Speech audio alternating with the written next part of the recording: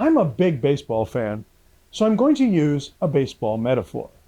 You do not learn to hit the curveball by watching video and talking about it. No, you need to see live curveballs. Swing at them.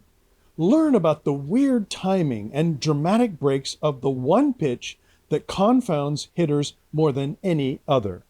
Let's get off the baseball diamond and imagine this is you facing the media in a media scrum, an interview, or a presentation. When you face the media, you need to be able to hit the curveball. If you prepare and practice, you will be able to hit the curveballs that good interviewers deliver, like Katie Couric. Here is the curveball that Katie Couric threw at vice presidential hopeful Sarah Palin in her famous interview.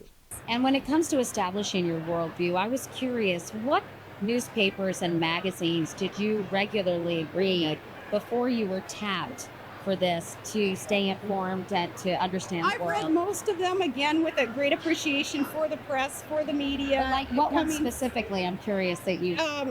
All of them, any of them that have been in front of me over all these years. I have a vast variety of sources where we get our news to. Alaska isn't a foreign country where it's kind of suggested. It seems like, wow, and how could you keep in touch with what the rest of Washington, D.C. may be thinking and doing when you live up there in Alaska? Believe me, Alaska is like a microcosm of America. Devastating. What a devastating question. One perfectly loaded for the then governor of a very small state by population, who was vying to obtain one of the most important jobs in the entire world. It's very unlikely that even the best media trainer would have anticipated and prepared Palin for this specific question. But a qualified media trainer would have done several things to prepare Palin for this interview with this particular journalist. I go over these things in Chapter 9, in detail. If Palin had worked with me, I would have practiced with her the skill of active listening.